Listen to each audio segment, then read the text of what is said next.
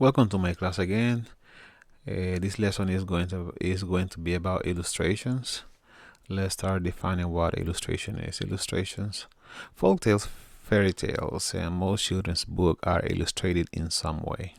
Sometimes the images are so good that they help to show part of the story that the reader might not understand. Sometimes they are shown to help the reader become more connected to the story. Illustration basically are images, are those images that can guide the students to understand what the text and sometimes cannot tell him. Here are some questions to think about when you read from a book or story that include illustrations, drawings, pictures, or images. Illustration basically are this one: drawings, pictures, or images. Some of these questions that we are talking about: why was this picture chosen to illustrate the story? Why was this picture? What do you think of? What do you think of when you see it? Does it make the story better? Does it make the story worse? What colors are there in the picture? Do the colors show that the story is a happy story or a sad story? How do the colors make you feel? Are they bright or cheerful or dark and gloomy? Have you seen the picture before somewhere else? Have you seen the picture before somewhere else? If you have, what do you remember about it? Which part from the story are illustrated? How detailed is the picture compared to the story? Did the artist leave out anything the author tried to make important? These are questions that you may read when the story is based on pictures or illustrations. Example: in the following illustration, a bear runs away from a group of bees. The illustrator shows that the bear is angry.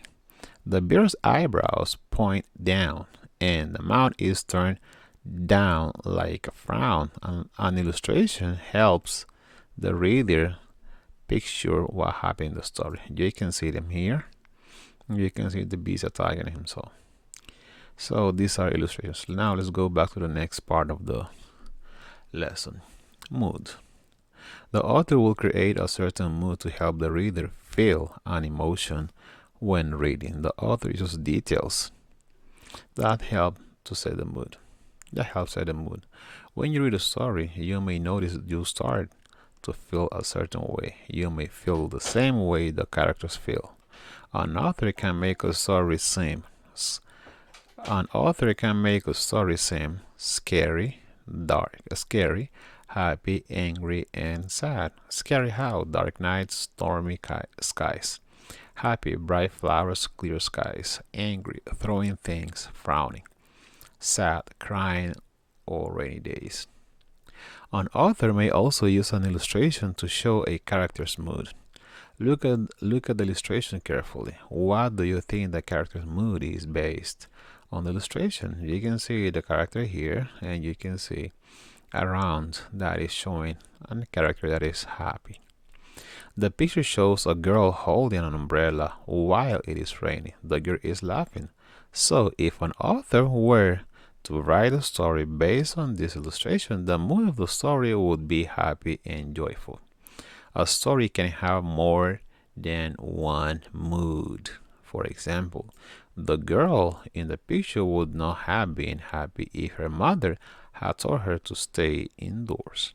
So, the mood of the passage would have been sad. Later, if her mother were to allow her to go outdoors, the mood would change from sad to cheerful.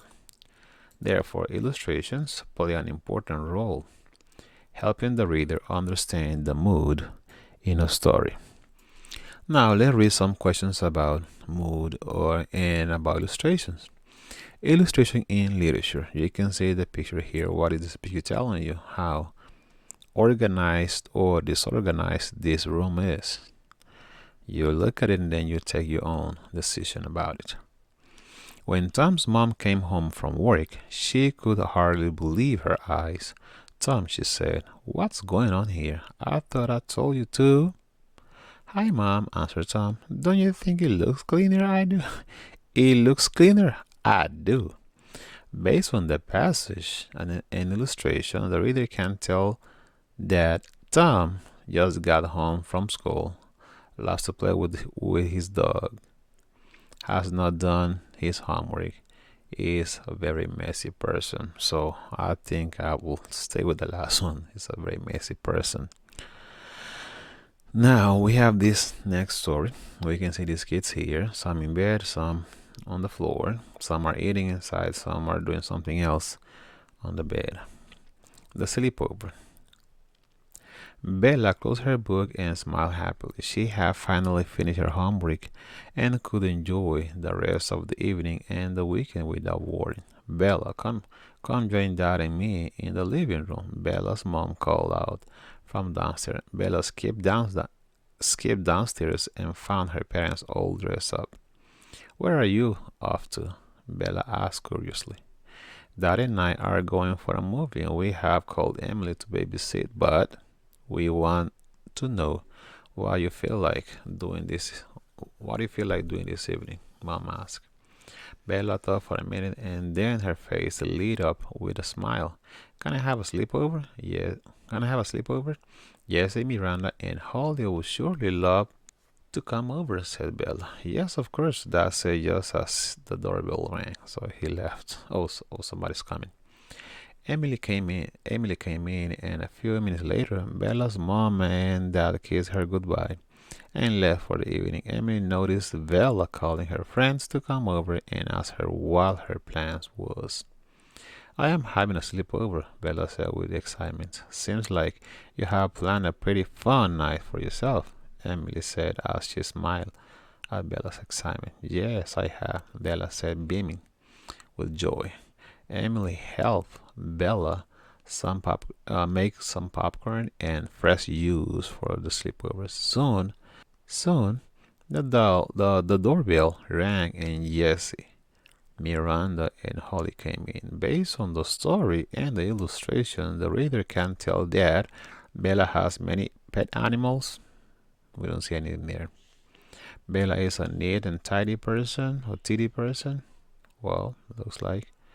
Besides being on the bed, Bella likes to play with her stuffed toys.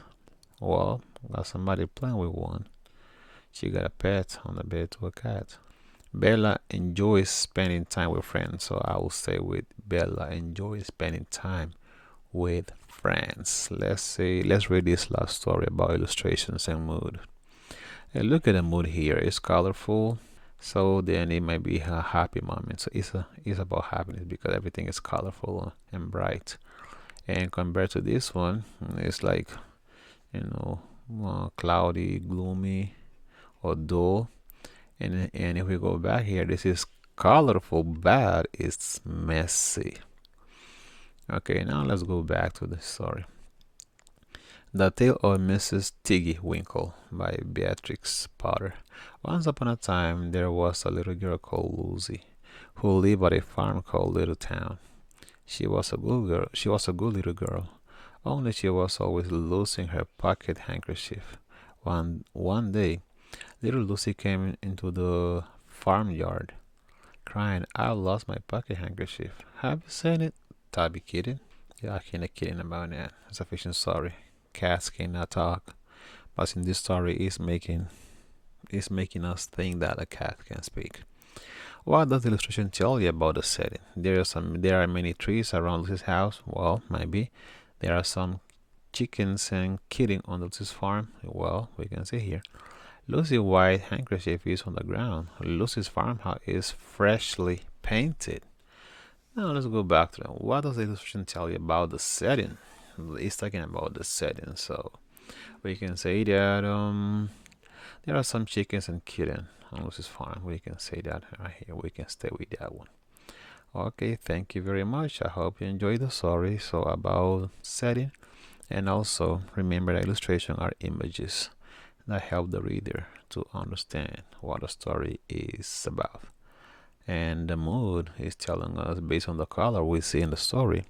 We can determine if the story is gonna be showing a happy mood, sad, or something else. Thank you very much.